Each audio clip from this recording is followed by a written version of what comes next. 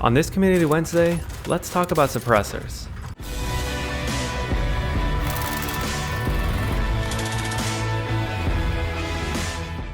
Over the last few weeks, and even before that, I've had a couple of builds suggested to me that rely on not using suppressors. And there's been a few explanations as to why they're building them this way.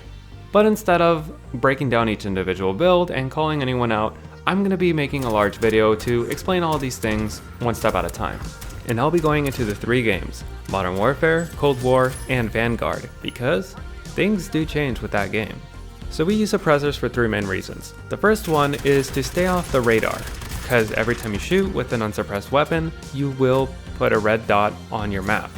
And it will stay there for around 3 seconds, which means a good player will have enough time to check their map and put a dot right where you are. There are other attachments out there, like flash hiders, that help us conceal our flash a bit, like for around half a second, but if you're going for full auto, you're going to be appearing the entire time you're firing. The second reason is to suppress the sound. If we use a suppressor, you won't be able to hear the gunshots beyond 100 meters. And the last reason is that they usually give us a bonus towards some other stat. Like the longer suppressors usually give us a boost to bullet velocity. Even the standard suppressor from Cold War boosts our bullet velocity and our ADS time. So now that you know why I recommend them, let's talk about why they think it's better to not use a suppressor. Out of all the weapons that have been sent to me, I can put them into pretty much 3 categories. And the first one is close quarters weapons, like shotguns and extremely close quarters SMGs. The reasoning behind it is that your enemy already knows where you are, and since you're fighting them, there's no reason not to hide where you are. So they say it's better to just boost something like reloading time or your recoil. The next type of build is more longer range pistols, and weapons that should be used at closer ranges, but can sometimes end up scratching out. The reasoning behind this one is that instead of a suppressor, you can use a recoil reducing attachment, so that you can use it more effectively at longer ranges. And the last category is LMGs and some assault rifles. And the reasoning behind this is that you have so much ammo and can deal a lot of damage, so you may as well draw in everyone you can. With the free attachment, they usually use this to either reduce its recoil, make its ADS time better, or increase its mag size dramatically.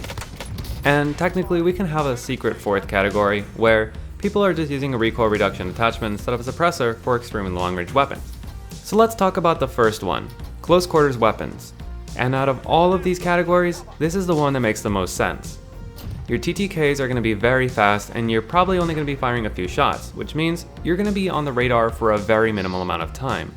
And if you're in close quarters, yeah, they probably already know where you are, and they're probably already pinging you to their teammates. But that's not what you should be worried about. What you really should be worried about is anyone within 250 meters. I played a few matches using unsuppressed weapons, and what I did was I would land near an enemy, and I would fire 1 shot. Or a few shots if I really wanted to get their attention and make it seem like there was a gunfight going on. And then I would pretty much wait and see how long it was until they would find me. Sometimes it was pretty quickly, and other times they didn't come at all. It just depended on how aggressive the enemy players were. So let's say you don't have a suppressor, and you just got into a gunfight. At the same time, there's an enemy 100 meters away. They're going to be able to hear those gunshots whether you had a suppressor or not. But now they're going to be able to see a red dot, and due to you being in a gunfight, it's going to be a pretty much live ping. And if they're using a meta movement weapon, they're going to be able to sprint at least 430 meters per minute. This means they're going to be at your location in less than 13 seconds. And if they're tag sprinting, it's going to be more like 10. And let's say your fight takes 3 seconds. After your 3 seconds, remember, you have to add 3 more due to the red dot being on the map. So that means 4 seconds after that red dot goes away, the enemy is already on you and they know pretty much exactly where you are. And I know this has probably happened to a lot of you, where you just finish your gunfight and you get third party immediately. And even if you get them, then the next team will come, and the next, and the next. For the second category, it's kind of the opposite of the other. Pistols have a pretty long TTK. This means your dot is going to be on the map for a very, very long time. And this means that any high skilled player out there that's hunting for kills will have enough time to find you and then third party. But now let's move to the third category. With an LMG, you think, okay, I've got a lot of ammo and I deal a pretty good amount of damage. But do you really want all that much attention? Because right now, all it takes is 1 headshot with a sniper rifle. Or, okay, even if you end up only pulling in 1 team, What happens when two teams pull up at the exact same time? You're not going to be able to deal with it. You're going to have to either reposition and lose your kills, or you're going to end up losing that gunfight. I can think of a lot of times where I've just watched two teams fight, waited for one to win, and then I just gunned down the winner. Don't make it easier on your enemies to find you and take you out. It's the last thing you should be trying to do. There's other ways to attract attention to yourself, like even using a most wanted contract, but even then, you get rewarded for that. And remember, eventually you will also need a reload, so don't count on having enough time to get out of any situation. Now, there are times when it is okay to use a weapon without a suppressor. We had this in the past, and it was one of the first metas, the dual snake shot revolvers.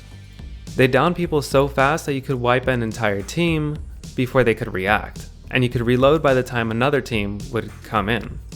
Then there was the R90, and then we had something like the nail gun. The problem is though, as you can probably tell, these weapons all got patched, and most weapons probably will.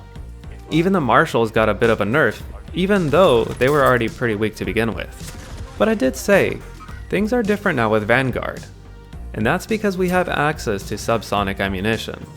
Sure, we can use suppressors, but a lot of the Vanguard weapons have really weird recoil.